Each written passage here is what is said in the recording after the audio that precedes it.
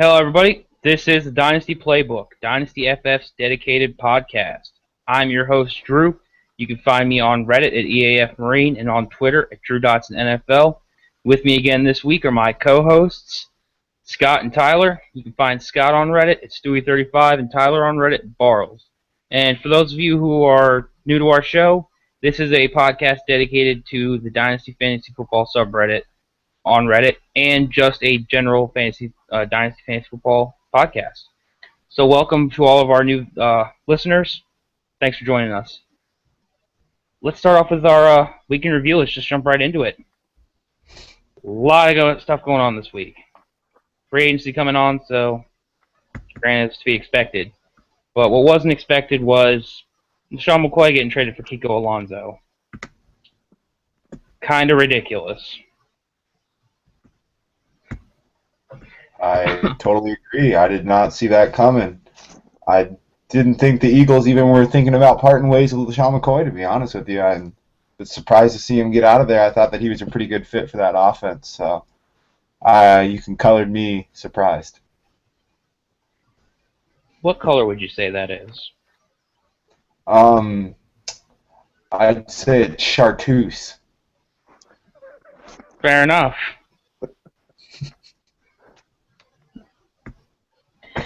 Oh, man.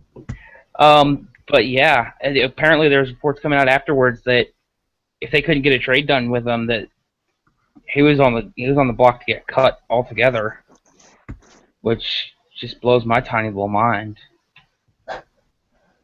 But I don't see the reason to cut him.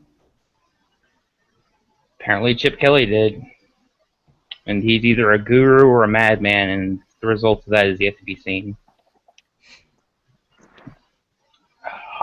So I wanted to kind of touch a little bit on what we think the effects are on Shady's future, and for our IDP listeners, what we think the effects are going to be on Kiko, who is just as much a top player in his position as Shady was in the linebacker position. And Tyler, we know we've been kind of shutting you out here for the last couple minutes. I want to hear what you think about Kiko, especially. You're kind of our IDP madman over here. Yeah, so I don't know that the Eagles are done here. We keep hearing all these whispers about they want to get Mariota, and they're going to have to move up in the draft. They're going to have to move some pieces. And I don't know that Kiko or Kendricks wouldn't be a better piece to move up in the draft than what Shady would be. They're younger. They play a position that is arguably just as impactful overall. So I wouldn't be surprised to see Kendricks or Kiko moved on draft day or before. But assuming that they both stay in place, I think it limits them. I mean, they go from both being surefire LB1s to probably still ones, but with lower floors, lower ceilings, just because they're going to be fighting each other for tackles. Of course, the worst thing that could happen here is they keep both of them and move Kiko to the outside. And outside linebacker in a 3-4 is just fantasy death, unless you're a Von Miller or Aldon Smith type that's going to rack up 20+ sacks. It could be a problem. So from the IDP world, I don't like it not one bit for my shares of Kiko and Kendricks, of which I have quite a few of each. If they both stay on the field at the same time, I view that as a problem. So that's what I'm taking away from it.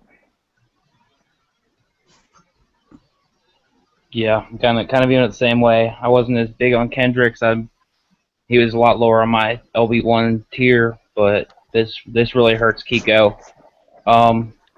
He was still able to perform having talented linebackers in his backfield in Buffalo his rookie year, but I don't think they're gonna. He's gonna have more opportunities, granted, because that defense is constantly on the field. The defense is getting snap after snap after snap, and that's going to result in numbers. But he loses the benefit of the Buffalo stat crew, which that's a couple of tackles a week. 8 weeks out of the year, you're losing. That's 24 tackles a year that just gone. And granted, he's playing against kind of more run decently run-heavy teams. Well, what used to be run-heavy teams. I don't even know if the Giants are going to be New Orleans light now. Drop back, OBJ. That's the plan. But as for Shady, I don't see how this hurts him. He's going to go to a position where he's going to be the main back. I don't see Rex Ryan splitting it up a whole lot. I don't see Bryce Brown getting a whole lot of love there. And Spiller's gone. Spiller's already been shown the door, and Fred Jackson is one real hard tackle away from exploding into a cloud of dust. That's all I really got. Yeah, I think I'm pretty much right on point with you guys on this one again.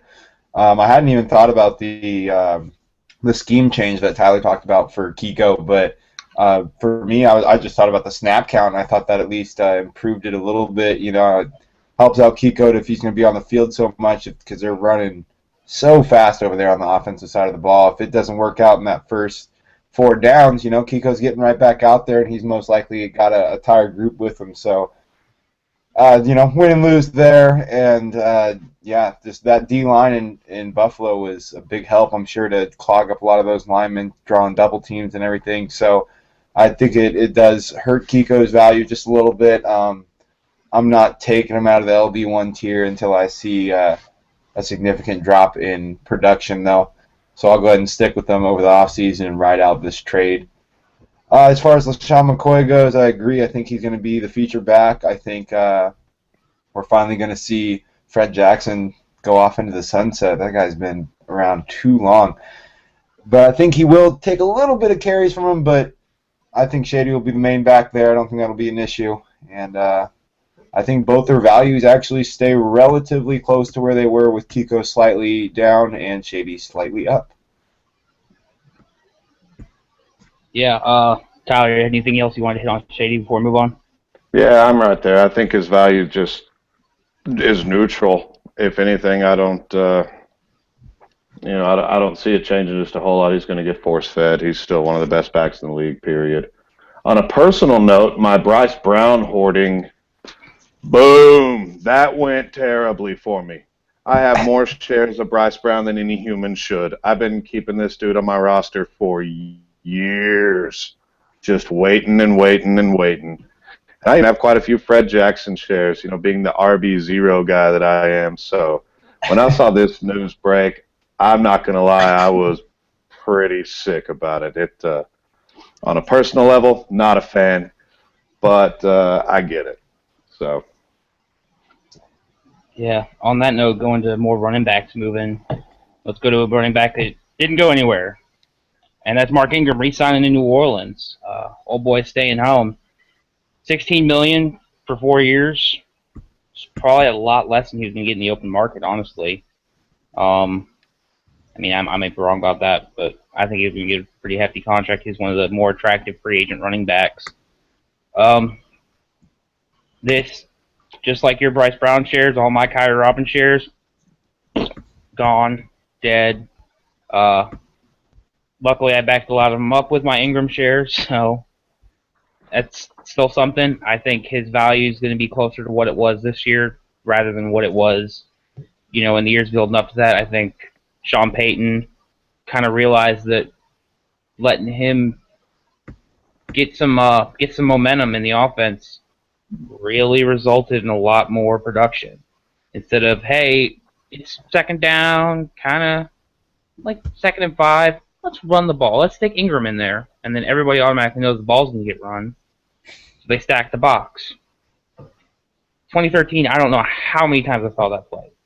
They get pull-out rolls, put in Ingram. Oh, they're going to run the ball. That's what's going to happen right there. Sure as shit, they ran the ball. But this year, start involving Ingram on pass blocking, start involving him catching the ball just a little bit. All you have to do is a little bit. Be creative. You're Sean Payton.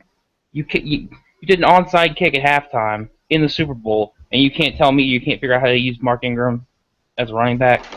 That's bullshit. And that's my mini rant for the week. Sorry about that. You sound like you might have seen one or two New Orleans Saints games. How do you feel about that team? I feel like if you call it the New Orleans Saints one more time, I'm gonna find you and I'll kill you. It's New Orleans. If you New say New Orleans? Orleans, you sound like an uncultured swine. I am seriously offended by that. My feelings are hurt. They should be. We'll have to deal with that off air then, I guess. Jeez. I was slightly surprised, not super surprised they kept Ingram. I was surprised how cheap he went, to be honest with you. Like you said, I think he definitely could have got more on the market than the $4 million a year, roughly. I'm sure he gets some incentives and whatnot with that.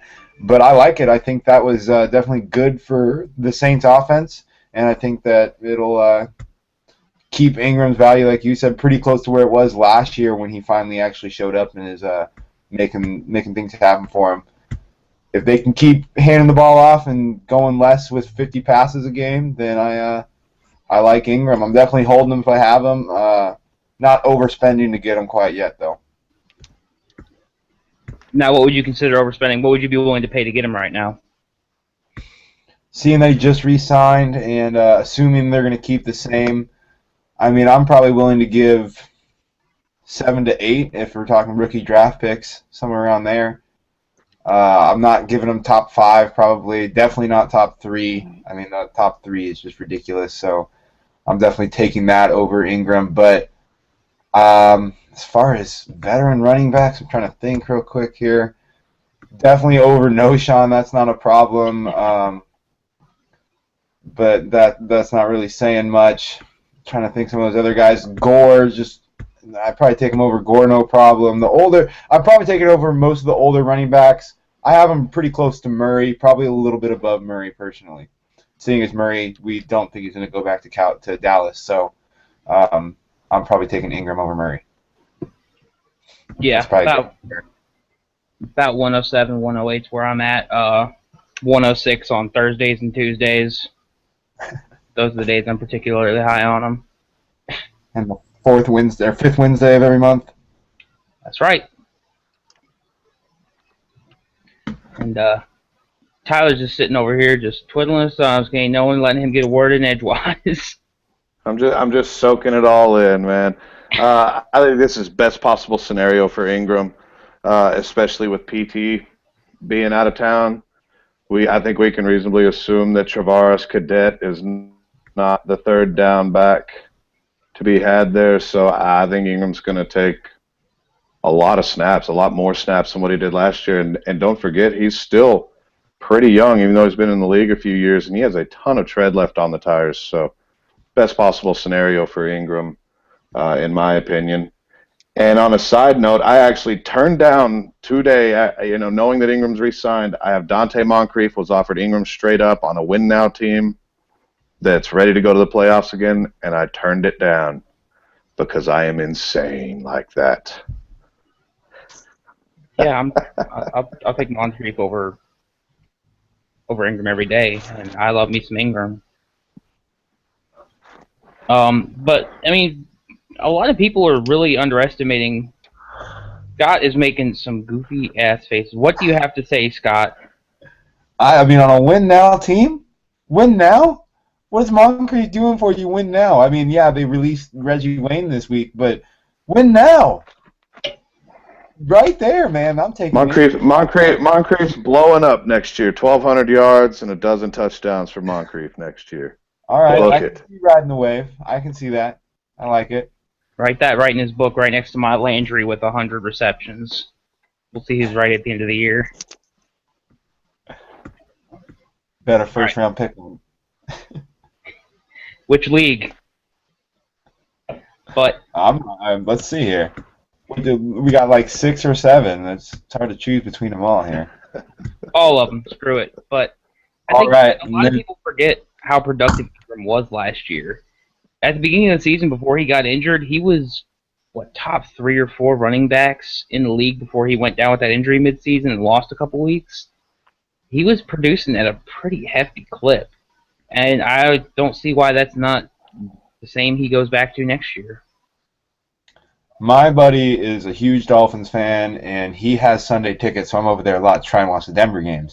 So I know for a fact how well Landry was looking. He looked good. I mean, almost starting like I think it was like week 3 he had a good game, and ever since then, I mean, he just kept getting a little bit better. He did have the injuries and whatnot that slowed him down, but yeah, I agree. I think he looked really good. Not to go too far off topic. Talking about topics from last week, you're going crazy over here. But we're gonna hit Randall Cobb next, who, to the complete destruction of all my Devontae Adams shares that I've been hyping up for the last, I don't know, since he got drafted by Green Bay. Yeah. He re-signed for 4 years, $40 million. And I don't care. I don't care at all. Just means I'm going back and buying Devontae Adams in leagues I don't have him for a discount and just waiting for Jordy Nelson to retire while I cry.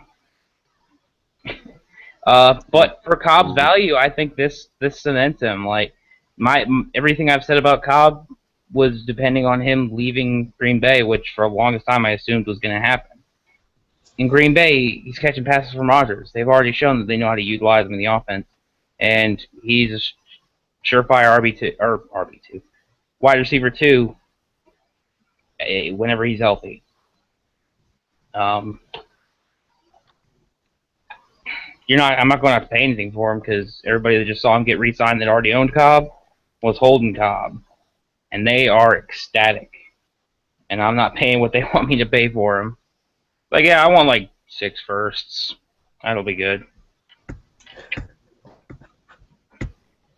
But Tyler, what are your thoughts on Cobb re-signing? I mean, yeah, like you said, his foot's firmly in the door now. I mean, for the last 2 years of startups, he's been a mid-second round pick, and I think that's where he should remain. You know, right there at the back end of the wide receiver ones and a high-end wide receiver 2. Love him, like him, hate him, it doesn't matter. As long as he's in Green Bay, he's going to produce. Sucks for Devontae Adams. Sucks for Jeff Janis. It is what it is. But let's not forget that Cobb himself is a little bit fragile. You know, he can get banged up. So don't be surprised if Devontae still makes a splash next year. You know, if Cobb gets banged up, and even if Cobb doesn't get banged up, Devontae's still going to post better numbers than what he did this year. It's just going to be so tough to put him in your lineup every week, you know, until the smoke clears a little bit. So, yeah, whatever.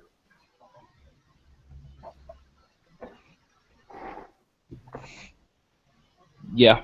Scott, I'll let you finish it up before we move on.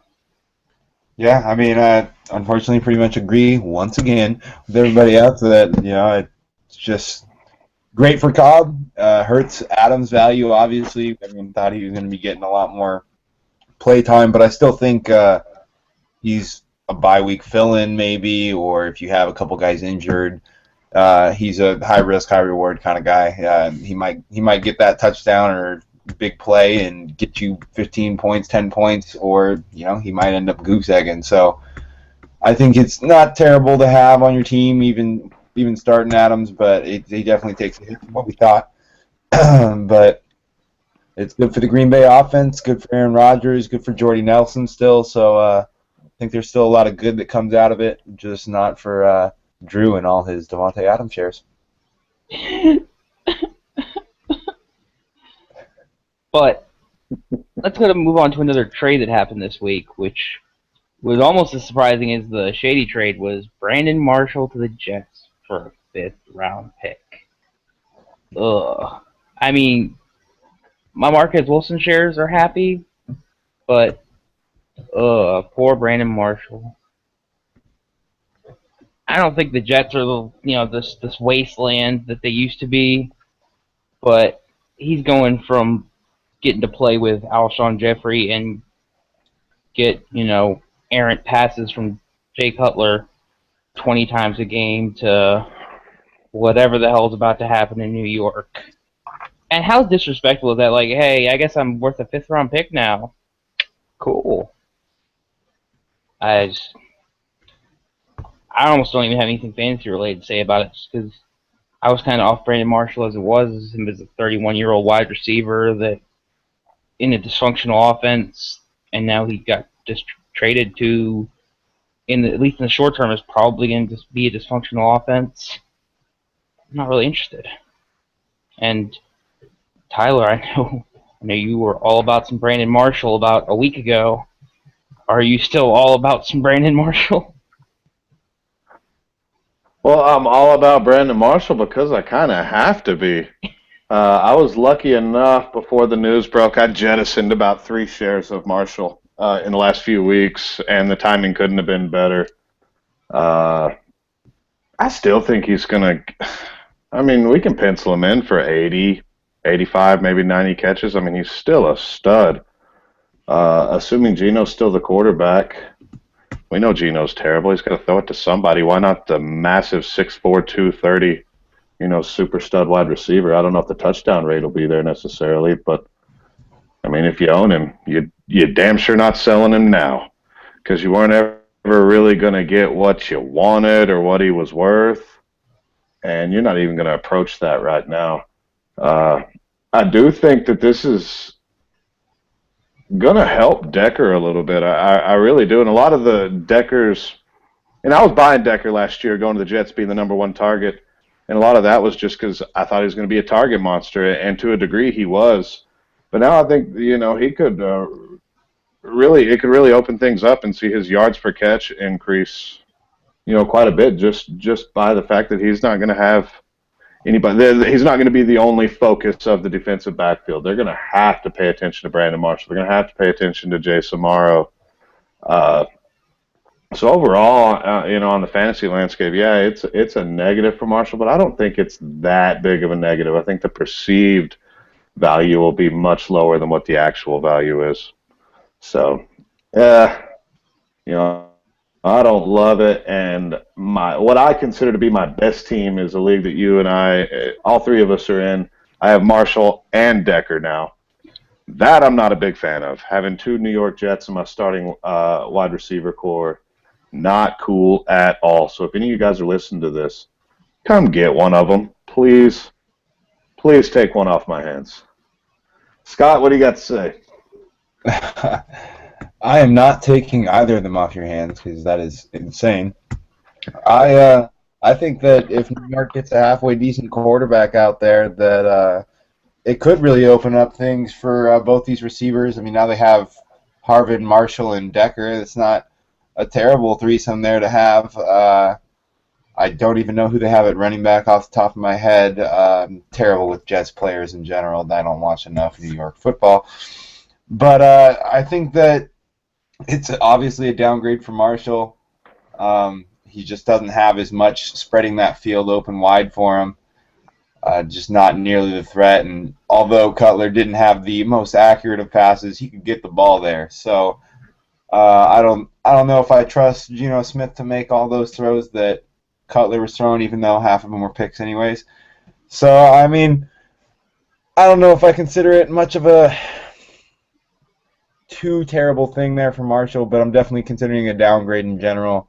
I think Decker actually gets a little bit of an uptick. I don't know how Tyler felt in general to that. He said that he does think it's going to open it up, but I don't know if he thinks it's going to go up or down, seeing as the target monster situation has now disappeared. But I think that in total, Marshall gets a slight downgrade, not much though, and Decker goes up a little bit, but I'm probably not going to go out there and look for either of them. I don't think they have a quarterback to make them desirable enough to really be that point that the wide receiver 1 can be. I'm not looking at either of them to develop into that. I think Marshall's already passed probably his prime of developing into something newer. So I think that it's just going to be a little bit disappointing for both of them because I was with Tyler. I was kind of hoping I had an outside chance of getting Decker cheap and him developing into a number 1, but now with Marshall there, it's not possible in my opinion. So I think both of them take a dip as far as total potential go, but in the short term, it'll be all right for Decker. Gotcha. And I think that pretty well touches on our first week of the new season. Everybody's starting to make some moves, and I think we can start to move on to our college player discussion for the week. And we'll start off with a wide receiver that Tyler and I have been kind of talking to behind the lines for, I don't know, going on 5, 6 months now. And that's Stephon Diggs, junior wide receiver out of Maryland. Will be 21 at the start of the season. So pretty young. And Scott, I know you were going into this one trying to find something negative to say, trying to find something bad to say. So I'll let you read us your report and tell us how negative you thought he did. All right. Well, like you said, I definitely was looking for something bad to say because I feel like we just talk these guys up and we love them, and there's only a little bit of bad stuff to say. So I was trying to highlight some bads from somebody that I think there is a lot of goods to say about. Unfortunately, I was pretty unsuccessful in my attempts there. He looked good in general running routes. He had some sharp cuts. He definitely turned his head around to get to balls and stuff like that. I mean, it seemed like he did a decent amount of routes, not the full range that you're gonna have to do as an NFL wide receiver, but definitely had a good variety. I think he looks great with the ball in his hands. He's a very smart guy. He's aware, very aware. I saw a play where a ball bounced or got tipped off a defender, and he was there. He was ready for it, looking for the ball to come off that. So that's the kind of things you like to see. Blocking downfield was nice. I mean, he was getting down the field, making sure to put that body in front of a defender. He knew where the running back wanted to go. If the hole was inside, he was just setting up inside of that DB before he's making contact to where he's already putting himself in a good position. So really it's the small things for me with Stephon Diggs. Obviously he's got those huge hands. We talked about the combine last week, and that kind of goes along with that. Big old hands. I saw him make the catch where he just stabbed the ball right out of the air, one-handed, running across the field and just caught it up over his head. So lots of small good things that he does right. I think that he's going to need a little bit of work. But really, I mean, I think if you're giving him short passes, you're giving him screens, you're giving him even end arounds and stuff like that, I think he could make an impact this season for a team. Fantasy-wise, I don't think he'll be very valuable, but I think you're going to be seeing small bits of him here, and I think he can develop into something really, really good. I think he's got definitely wide receiver 1 upside. Agreed. Tyler, I'll let you take a stab at it next. Yeah, I feel you on that one, Scott. And I actually just pulled up his rivals page coming out of high school. Stephon Diggs was the number 2 wide receiver recruit in his 2012 class behind DGB and one step ahead of Aguilar. Amari Cooper's number 6 in this class. There's a few other names, obviously all lower than him. So he was a very highly touted recruit coming out of high school. Unfortunately, there's not going to be a whole lot of good tape to see on him. The stuff we want to see is from earlier in his career, and you're going to have to do some digging to find that. The one thing that jumps out at me, and it's kind of similar to David Johnson, in that the team's trying to find a way to get the kid the ball. He's the kick returner. They're moving him into the backfield. They're getting the ball on slip screens, putting him in motion. The kid, when he gets the ball in his hands, he explodes. You can tell that's kind of when he comes to life. So I think he's going to be a pretty effective all-purpose tool, for his NFL team. But I think it's going to take a year or two at least for him to develop into a true wide receiver. You don't see him running a whole lot of routes. I mean, especially down the field. I didn't see really any action down the field. And I think a lot of that is a function of Maryland's just piss-poor QB play. I mean, it was bad. Not just for Diggs, but for the entire team. So, good blocker. Yeah, he's a really good blocker. He's an engaging blocker. He did a really nice job stalking guys. He did a really nice job going low. But where he impressed me most is when he gets the ball in his hands. As a kick returner, he's real patient. He waits for the seam to open up. And when they swing him out of the backfield, he does a really nice job. But, I love the guy. I think his ceiling's going to be incredibly high. But I think if you're expecting him to come in and even get off your practice squad or your taxi squad next year, may need to lower those expectations because I don't quite see that out of him, at least in the early going. So, Drew, what you got, man?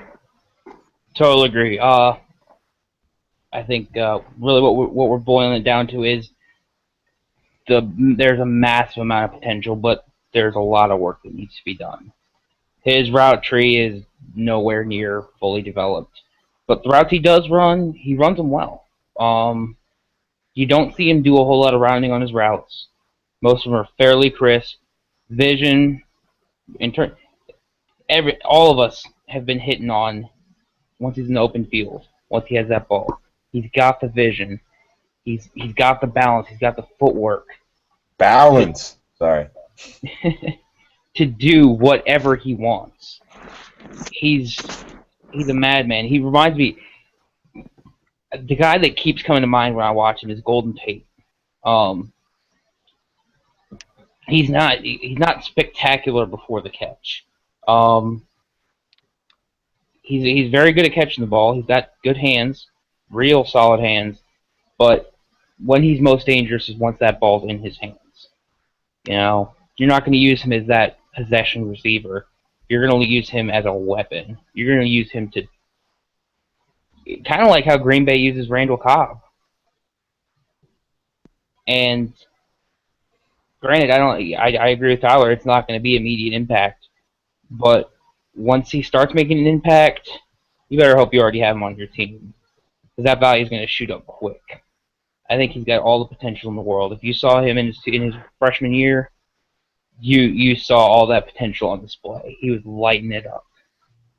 And I think all he needs is a good offensive coordinator or a QB that's willing to work with him, or a senior, a veteran wide receiver that's willing to work with him. That's all he needs. He's going to tear it up. He needs somebody that's going to mentor him. That's all he needs, and because the potential is all there, you see the flashes over and over again. He needs the consistency to do it all the time, because you can't have the guy that's 100% on one play and 10% on the next. Because when it's a clutch situation, you don't know which one you're going to get. That's why he's not going to get a lot of play early.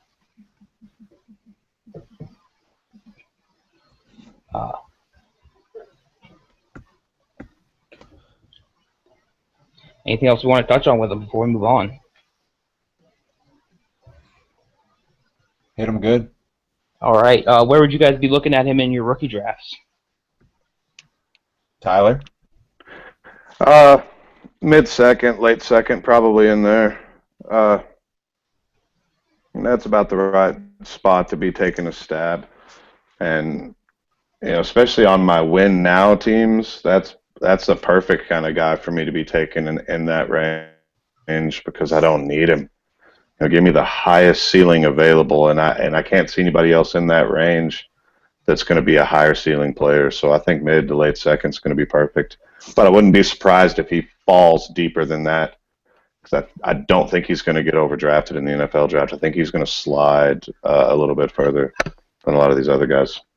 Scott, you?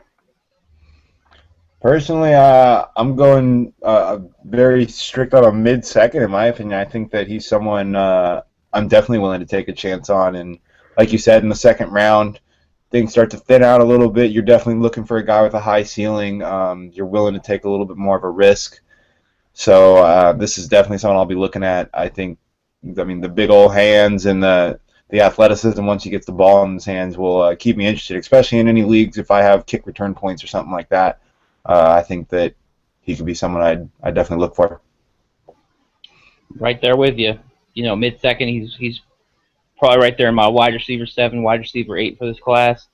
And you're not going to get a whole lot of better opportunities to take a shot at the upside in the mid-second. I'd rather take a shot on the guy who has a chance to break my starting lineup than a guy who has a chance to gain some value within the next 2 years. I'd like to take a chance on the guy that if he busts, I can drop him. Great. Get gone. Or if he hits, every week starter. And I think that hits him pretty well. Let's move on to Jeremy Langford, who is he wasn't really a good pick for our sleeper this week, but he's a guy that's kind of risen up through the ranks after the combine, and I feel like we need to touch on him a little bit. He's a senior running back out of Michigan State, excuse me. I know that'll get me killed in some places. And he's going to be 23 at the start of the season, so he's already got some wear on his tires. He's already, at the end of that first contract, he's going to be 27. So that to me is already a little bit of a knock on him. Not anything significant, but it's just one of those things that if I'm looking for a tiebreaker, that's where it is. And I'll let you kick us off, Tyler. I mean, I like Langford. It's tough for me to get a real good feel of him. I mean, he's a good receiver. He's a pretty good running back. The thing that I really liked most about him is when he had somebody out in front, when he has a fullback or when there's a pulling guard. He's a much better back, and he's a lot better when he's hitting the 5-hole or the 6-hole as opposed to getting up inside. So I think landing spot is going to be huge for him. If he gets into a system where it's going to be more of a power run game, I think his value is going to be quite a bit higher than if he goes somewhere that's going to use more single back shotgun sets, because I don't think he's going to excel at that. He runs tough, doesn't break a lot of tackles. The guy, I like him, but to me, he's got RBBC written all over him. He looks like a committee guy to me. So, is he the kind of guy I'll take? Yeah, I'll take him. And we just ran a startup, a week or two ago, and I just kept passing Jeremy Langford and just kept passing him. And had we known where he landed, I may not have at that time, but I don't like him. I don't hate him. I'm just kind of right in the middle on this kid. It's very, very tough for me to value him, in terms of rookie picks. I think he's going to be about a third-round pick when the smoke clears. So. All right. Well, I guess I'm going to be a little bit of the voice of disagreement here. I see him as my Bishop Sankey for this year. Every time I watch him, it seems like if he's going up the middle, he's getting just about jack. He likes breaking it to the outside. That's where he feels most comfortable because he had the speed, he had the quickness to do something with it. Most of his big gains came outside the tackles, and he's not going to be able to pull that off in the NFL. In terms of his work in the passing game, absolutely, he's got some value there. So in terms of NFL value, he's definitely got some. But in terms of a fantasy back, committee. Just like you said, committee. He doesn't have good vision, running up the middle. He can't find the hole. I just constantly watched him run into a gap that was already occupied. And tackle for 3, tackle for 4 loss. And he's just... I had high hopes for going into this tape with him because, the hype was starting to get fairly high. And I'm going to wait for more tape to come out on him before I put my final stamp on it and say, not drafting Langford. But as it stands, I'm not all that interested. Scott, what side of the fence are you on with this? And I'm glad to say I'm on the exact opposite. I don't think he's RB1 written all over him or anything like that, don't get me wrong. But I think he actually looked pretty good to me. I think in a system that's pass-heavy or a system that likes to run pulling guards and things like that, I think he would be pretty useful. I agree with what Tyler said about every time he seems to have a blocker out in front of him, he seems to use that well.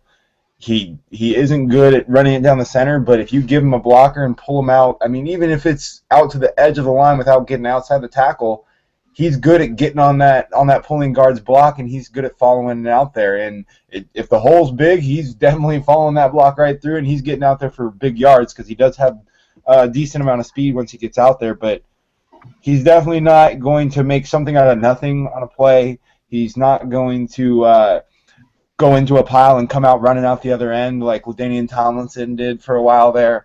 I don't think you're going to get a surprise out of him. I just think that if you're looking for a pass-catching back that you can use on third downs especially, someone that you can trust to pass block and to run exactly where you want the hole, I think he almost trusts his blocking to a fault. Like you said, he runs into occupied gaps. I think that he doesn't look for what's going on. He just kind of this is where it's supposed to go. I'm running here. I don't care what happens. I don't care if my blocker gets blown up into me. I'm running there. Like that's where you said to run. That's where I'm going to go. So there's not. I mean, he's definitely not going high upside kind of guy or anything like that, or a guy that's going to explode and do this crazy thing once he gets on the right team. I just think that he's a guy, especially in a PPR league, that I'm going to have on my roster. He's someone that I want, someone that I think could be a really good bye week fill-in. Maybe if you have 3 running backs that you can start on top of having another flex spot or whatever, I mean, that'd be a league I'd definitely have him in. Like I said, he's not going to be the core of my running backs, or he's not going to be something I build the team around. But I'm thinking a late 3rd round draft pick. This is a guy that I'd be stoked to have. Early 4th if he came in that, and I was, an early round draft pick that year because I had a bad team. I'd definitely be happy to see this guy out there in the 4th or late 3rd. And I think I was getting a steal, a pretty consistent guy, not someone that's going to be a boom or bust, which is sometimes what you're looking for in that range. But I think he's someone that can contribute to a team if you're looking for small pieces that can just help you between weeks or injuries.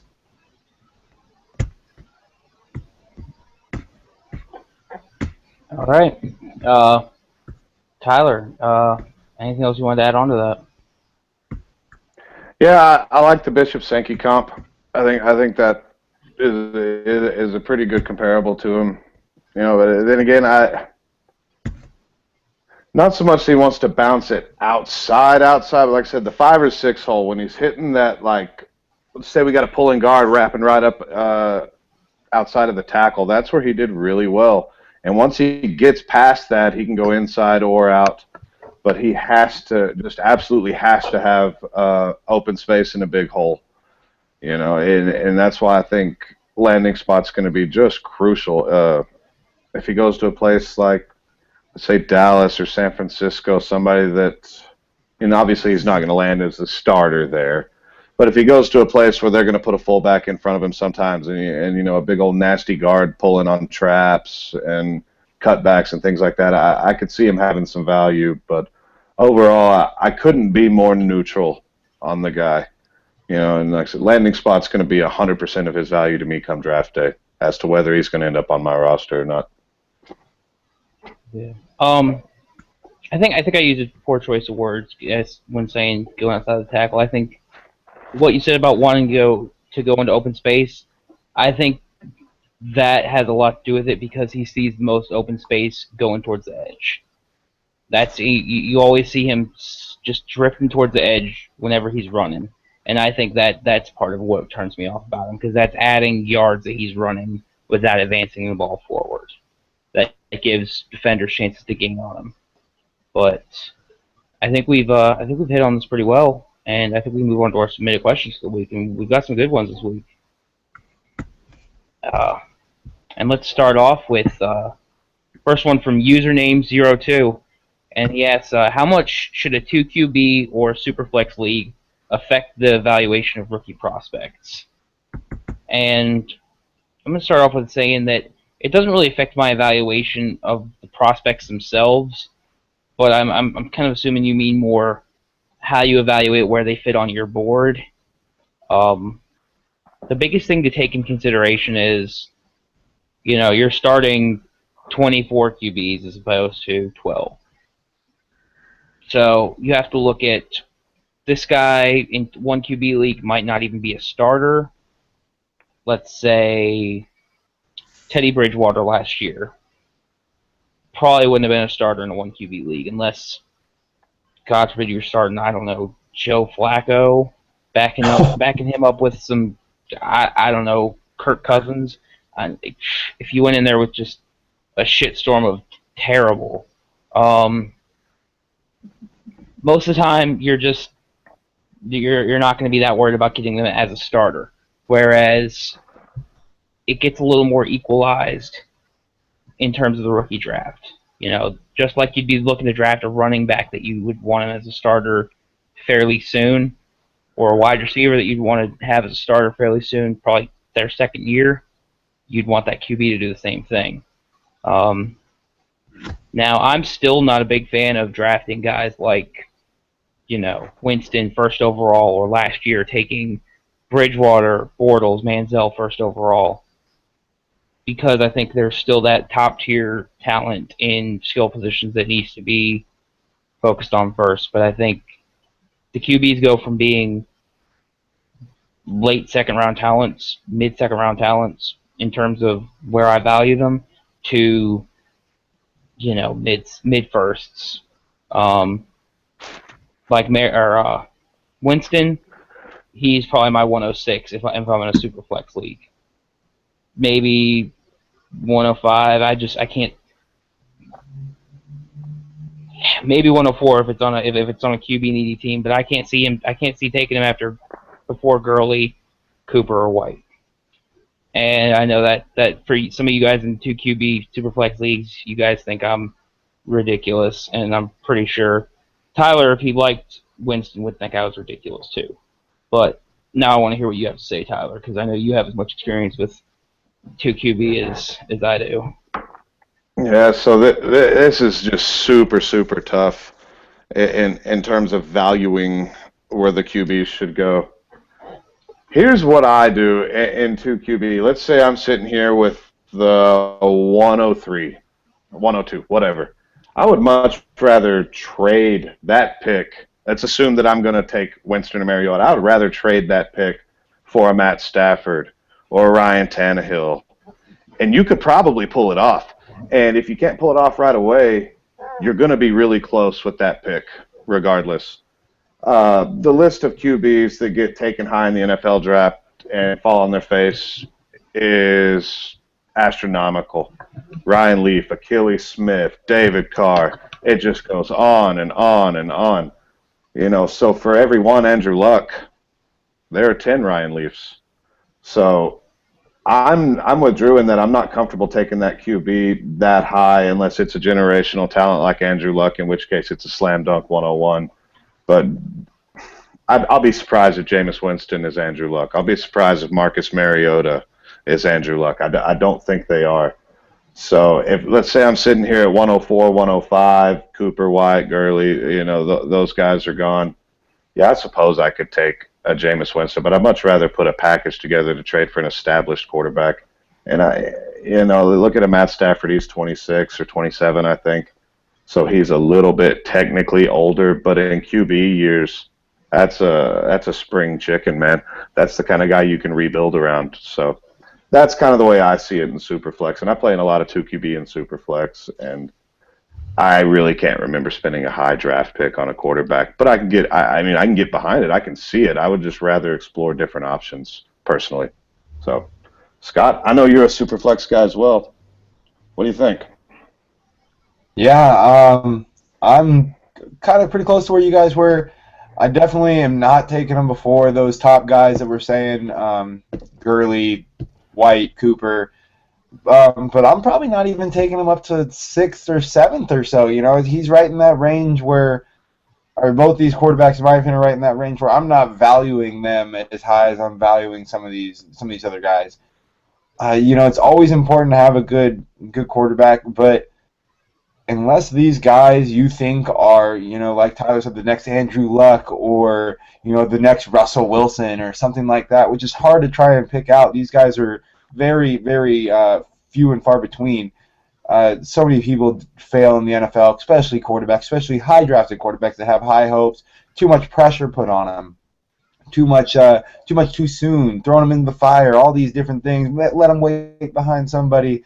None of it is a recipe for success. You don't know what's going to happen. Each guy grows and learns and develops differently. I'm not willing to take one of these picks, one of these guys that I go with one of these picks. I'm definitely going late first round is the earliest I take a quarterback. Doesn't matter if we are going to QB or super picks. It's just really hard to take it. Like Tyler said, I'd rather trade for somebody that people are considering a little bit less valuable that's already a quarterback starting for another team. Definitely if you could catch a Tannehill low still right now. There's still some owners out there that don't think they have anything in Tannehill. There's all kinds of guys that are high risk, high reward that I think I'd almost rather have that I know are going to be starting this year. I know they're already in a good situation. I'll save that draft pick up till draft day because I feel like that's when draft picks are the most valuable. And I'll get exactly what I want or something close to what I want or another piece to get what I want out of that pick rather than forcing a pick to be a quarterback because that's what I needed at 104. And I didn't want to take Gordon. Instead, I went with Mariota. And then, something bad happens to Mariota. He gets hurt week 4, and I'm shooting myself in the foot. I think these guys are mid at best, late round first is more likely though.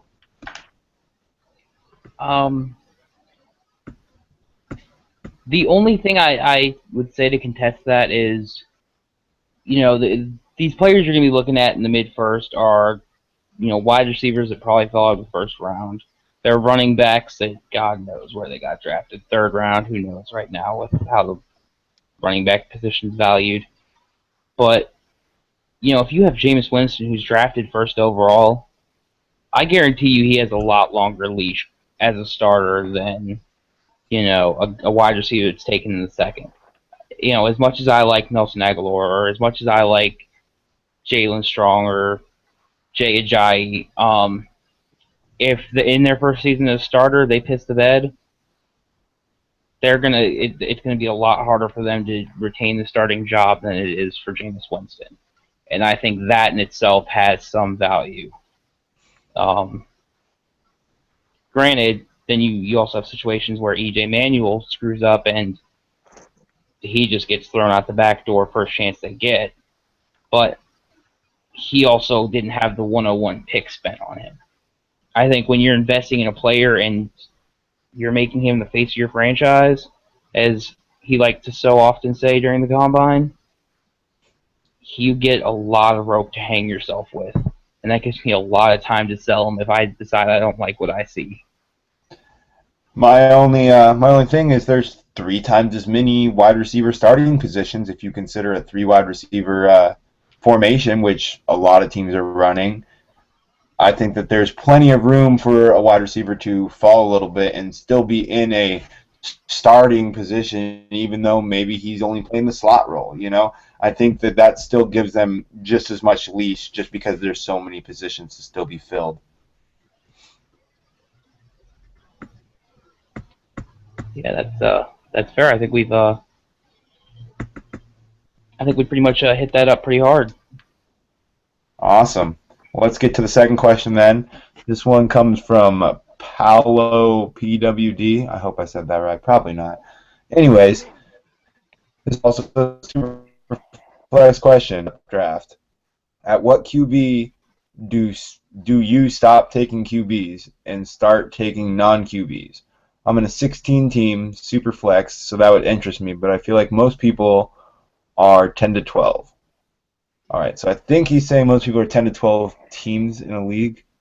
But Drew, we'll go ahead and start with you. Around what range are you stopping taking QBs in a super flex startup and starting to take maybe wide receivers or running backs? After 103, after Luck, Rodgers, Newton, give me any of them. I'm not touching quarterback again till late first, if that's where I am. That's when I'll start looking at guys like Tannehill, Ryan, stuff like that. But I just don't think they need to be taken consecutively. I think they just need to be valued higher on your board. You don't need to be the first one to rush and take a QB in a 2 QB startup just because it's a 2 QB startup. The guys that decide to do that, take advantage of that, seize up on some extra value earlier. If you're at 107 and the first 6 guys take quarterback, don't go quarterback because there's a run on the position. Take Odell Beckham or whoever your number 1 wide receiver is.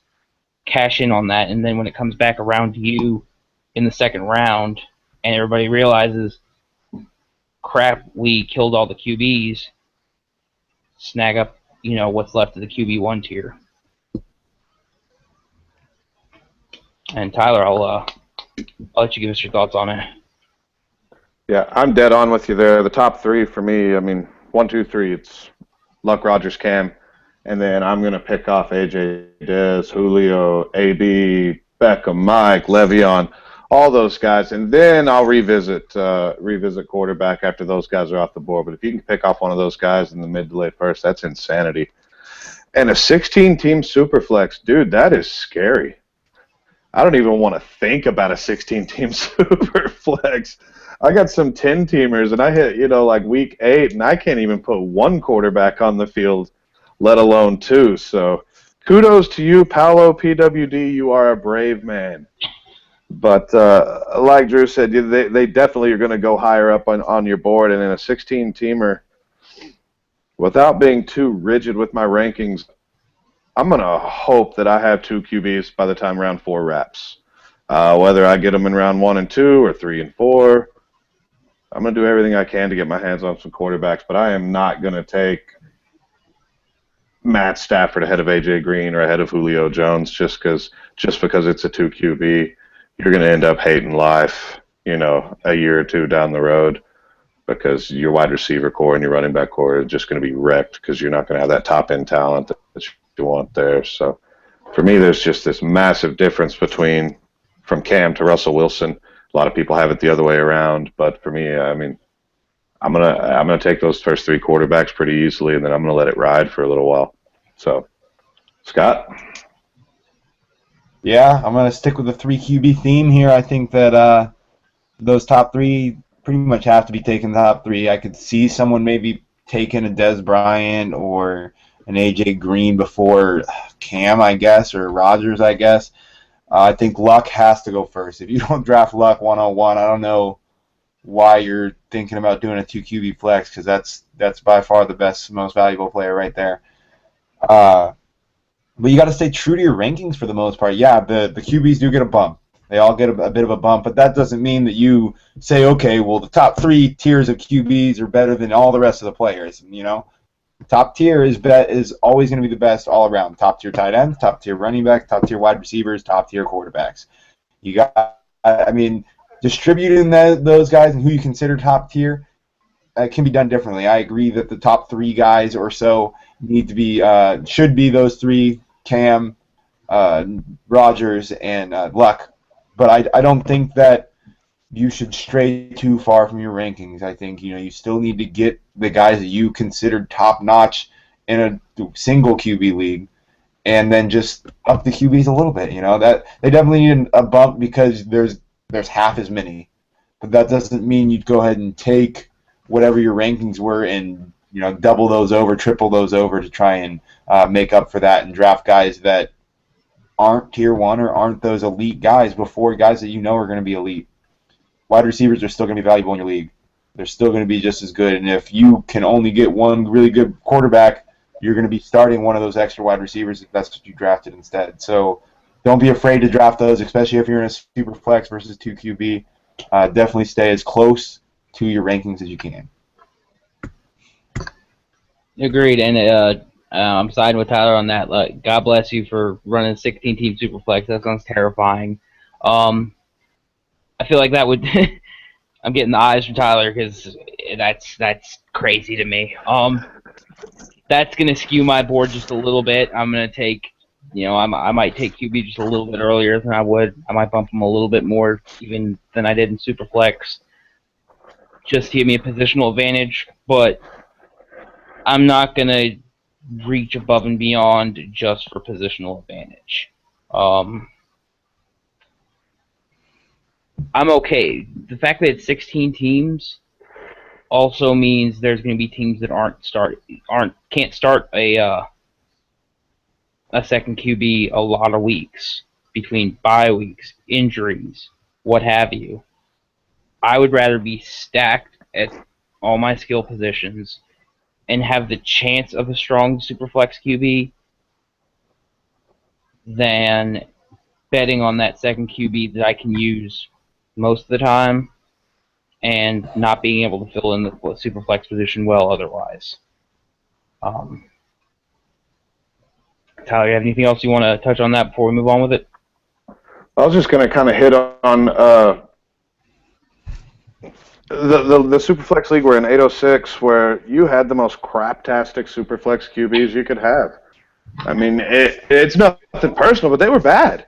I mean, Horrible. championship week, you beat me, and I'm starting Luck and A-Rod. And granted, they shit the bed in the playoffs for me, but I've got the two most valuable superflex assets that you can have. But you had Alshon and Beckham and DT and Ingram, and your team's just loaded. And my team is what I consider to be a really nice superflex team, especially with those two quarterbacks.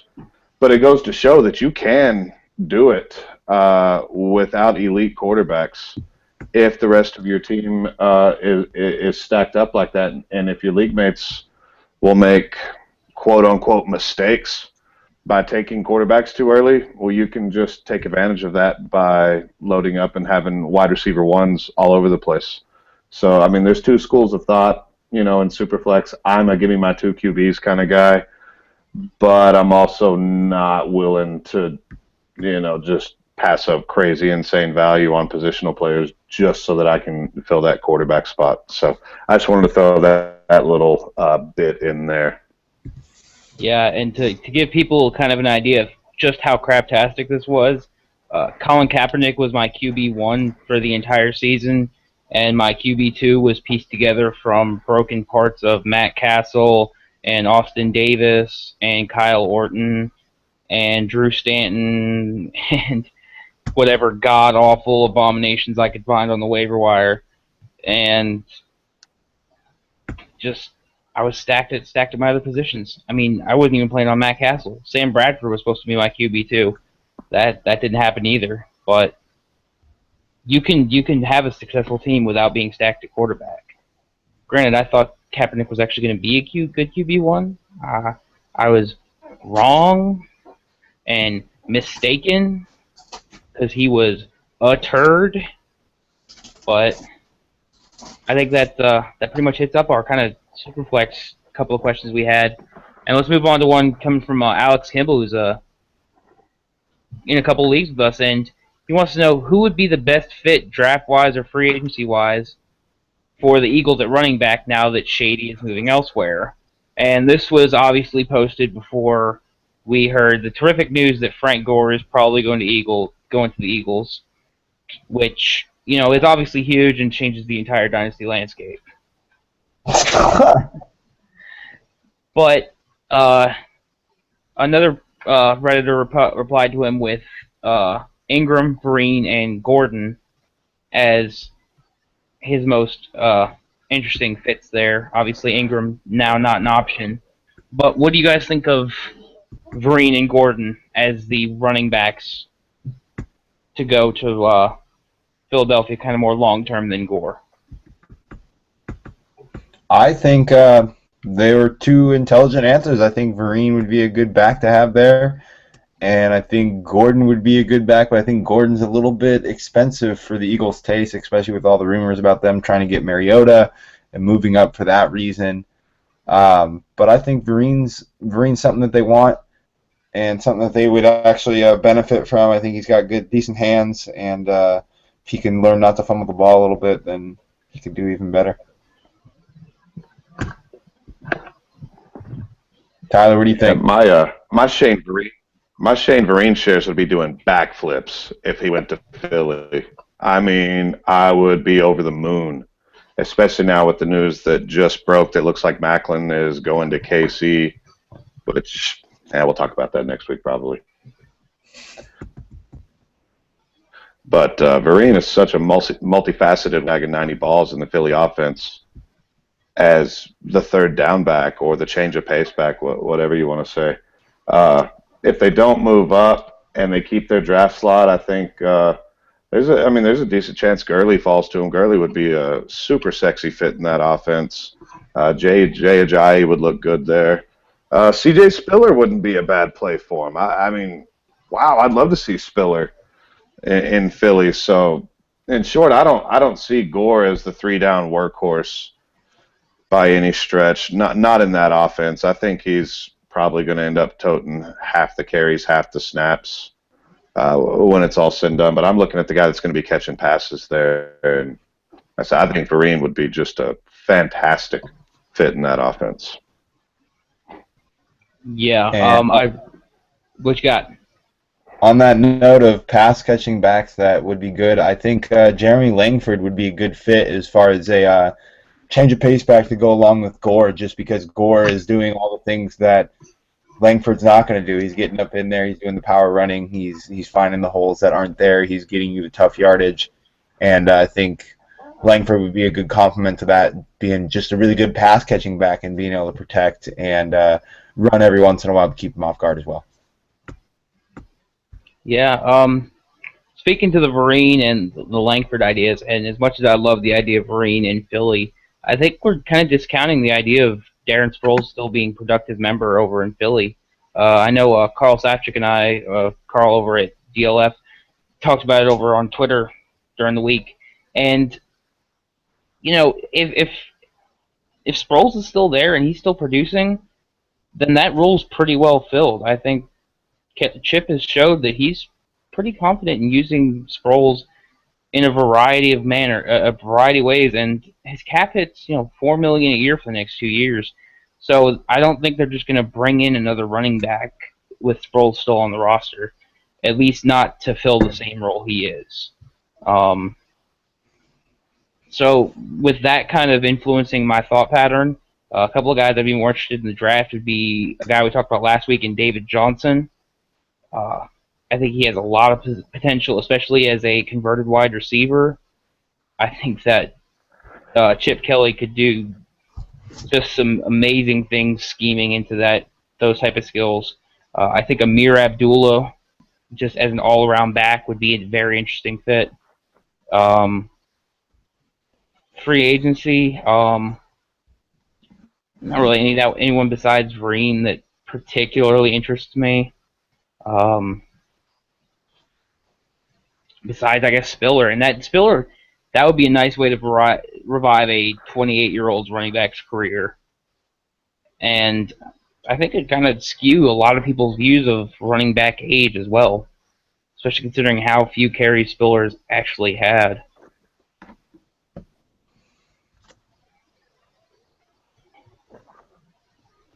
Yeah, you got it, man. Just forget about Darren Sproles. I mean, I guess it's kind of easy to forget about the guy when he's 4'6", but the guy he's tailor-made for that offense. I've just completely forgotten about him. So, my apologies for that. I'm right there in that same boat. Completely forgot that Sproles is definitely filling that role for him. But unless you guys have anything else to say, I think we hit that question pretty well. Except for the thought that Darren Sproles doesn't get enough respect, I don't have anything else to say. All right. So we got another question here. This one we were corrected on here. It's Bacon Bucks. I corrected you because I think you've been saying it wrong. What's that? I said I corrected you because I think you've been saying it wrong. Yo, Let's let him tell us. I've been reading it just like it looks. Bacon Bucks. Become. All right. Anyways, what's the difference for values? What's the difference in value for wide receivers and running backs in PPR versus standard leagues? Tyler, what do you think? I don't know. I don't really play non-PPR. I got to think the running backs become much more important, right? So in a standard league, are you taking Le'Veon Bell 101? I guess. A guy like Alfred Morris goes from, what would he be now in a PPR startup? 7th rounder? 8th rounder? Maybe Alfred Morris is a 3rd or 4th rounder. I wish I had more to add here, but everything that I do is geared towards PPR, so unfortunately I'm not going to be a lot of help here, so I apologize, but I truly don't know. So somebody save me here. I'm on the same boat as you. I don't do any standard. I probably haven't done a standard league since 2009. I don't know. It's been a hot minute, but I disagree that it's going to increase running back's value.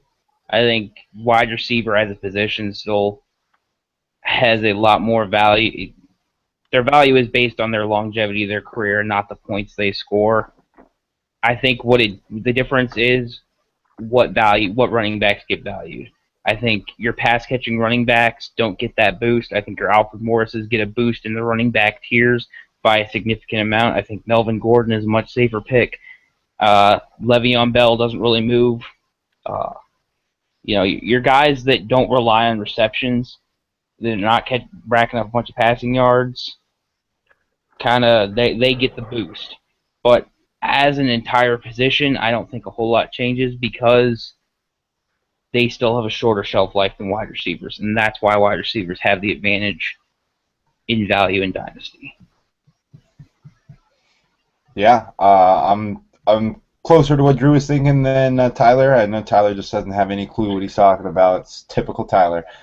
But yeah, I just think that it basically switches around your running backs a little bit. It moves up the guys that, like Alfred Morris, that get a lot of carries but don't get a lot of passes, and it moves down the guys that are just more like passing backs, like Darren Sproles. I don't know if you guys have ever heard of him, but he catches a lot of passes for Philly.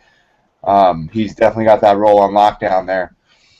But yeah, I think it doesn't mess things up too much as far as the values go, but I think you keep the wide receivers definitely are still at the top, like Drew said, for their age and their range of being able to play.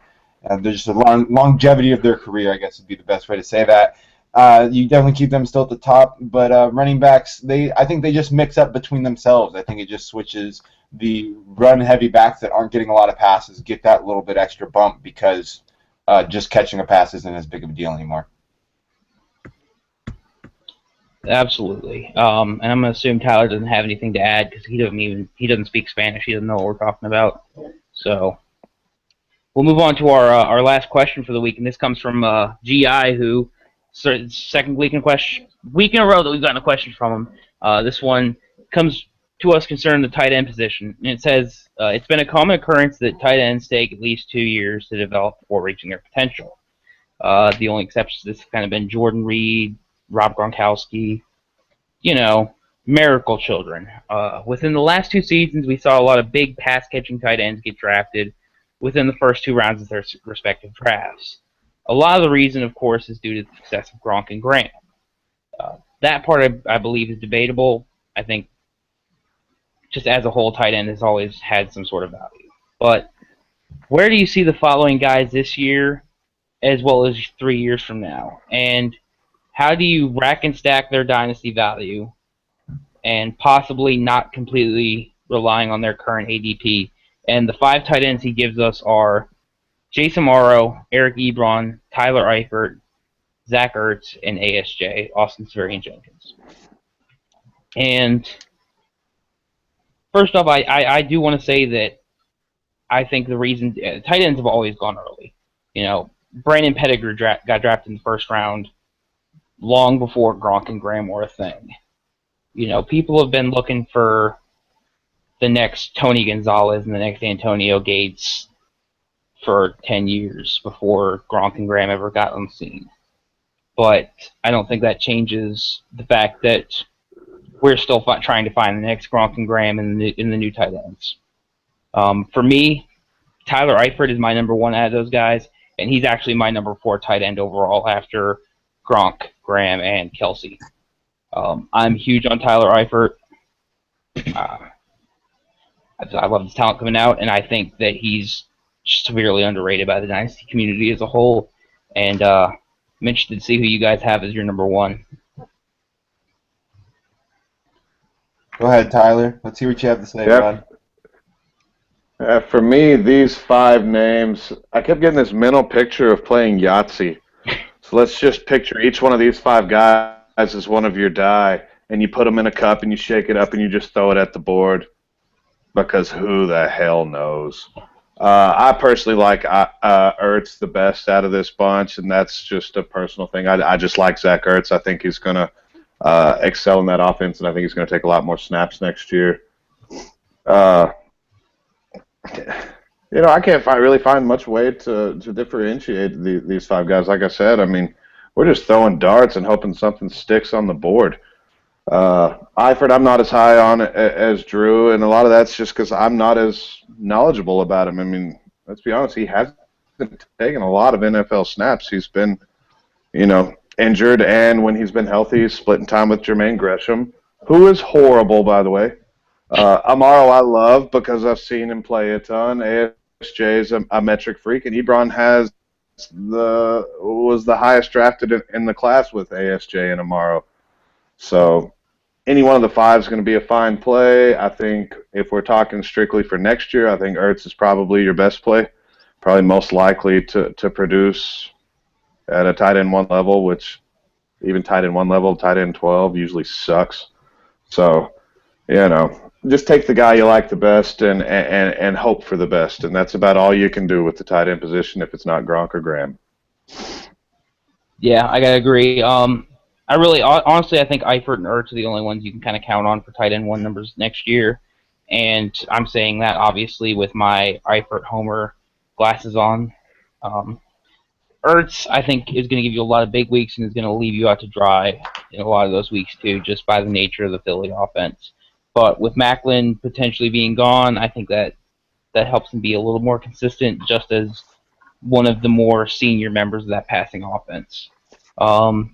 In terms of the other 3 rookie tight ends, or what were rookie tight ends, everything in me wants to rank Eric Ebron as that number 3 between them, just because I was not extremely impressed with him coming out of college. But, like Tyler and I have talked about, I'm trying to give more credence to what NFL GMs are doing. I'm not smart enough to be an NFL GM. Well, I don't know enough to be an NFL GM. I'm not getting paid what they are to make NFL decisions. And they thought he was good enough to go 10th overall. And I've got to put that weight in my decisions. So he's got to be my number 2. I'm still going to give ASJ my number 1 just because you can't stop this love and feeling.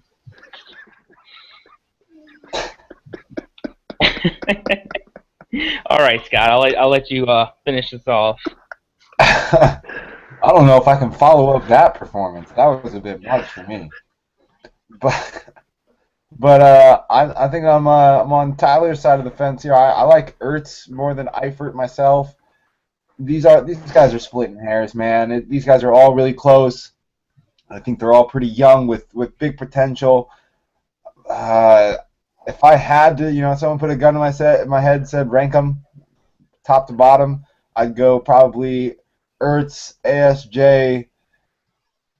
Once again, splitting hairs, Ebron, Eifert, Amaro. But they are all so close. It is just shooting darts. You're hoping one of them is going to hit. I'm a big fan of Ertz, also a big fan of ASJ. That's why I have them as my top 2. But there's nothing wrong with those other guys. I think each of them on a team. There's so many teams of mine that are just searching for that next big tight end, though. So I think that all these guys have that potential. They do have the skill set. They need to develop it more and become better at every facet of their game. But these guys are the next crop of potential consistent, at the very least, tight ends. Guys like Martellus Bennett, I guess, is how I would kind of describe these guys. Just a guy that's going to get you those consistent points. And I think Drew had a good point where he said Ertz is going to be more feast or famine, but I still like him. I think that offense is fun to own players in, and I think that the boomer bust is kind of exciting, and I think Ertz will get more targets this year than he got last year with Macklin leaving and everything else being shaken up. We lost Shady. That's another decently high target range in the passing game, besides obviously Sproles, who has a wonderful passing situation in Philly locked down. I love what you said about kind of the feature fan being exciting, because I know if you own Zach Ertz and you started him in, I think it was week 1 of the playoffs this year, and him setting the reception record for the season, I'm pretty sure that was pretty exciting. Pretty sure you were really excited. But like you said, we've all said we're splitting hairs. Every single one of these guys is in my top 12 tight ends. So when we're discussing where they're ranked, we're talking about the difference between my tight end 7 and my tight end 8. So check with me next week. Let's see if I feel any different. but these guys are all in a very tight group, and I think that's kind of why you brought them up, because they're all ranked very tightly. But I think we've hit this pretty solidly. Tyler, you got any last thoughts you want to put on this one before we move on? No, I think you got it. Sorry, we were of very little help. There's just no way. There's just no way to do it. It's a matter of taste. It's personal preference with guys like these. So it is what it is. Exactly, and I think with that we're going to move on to my rant of the week, and this is much less of a Dynasty rant as it is a Dynasty Playbook rant, and I'm going to start off by saying done a lot of work this week to try and improve the quality of the podcast.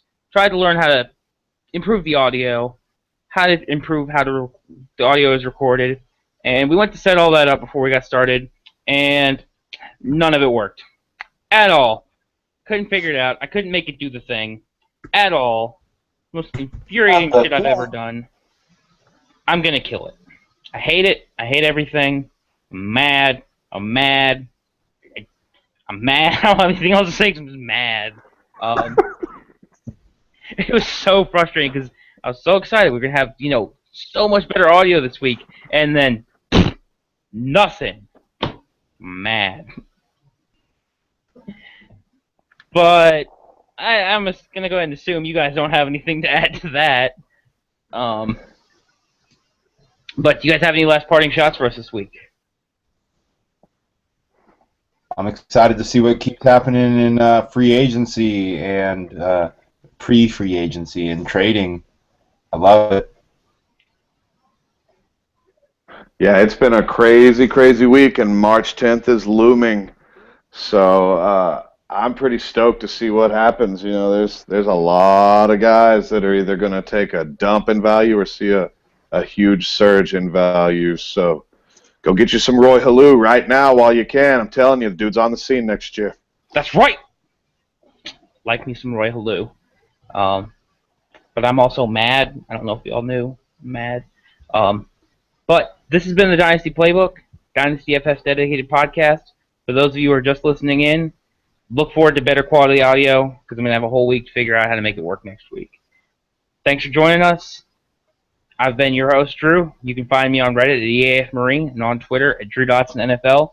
With me have been my excellent co-hosts, Scott and Tyler. You can find Scott on Reddit at Stewie35. You can find Tyler on Reddit at UserBarrels.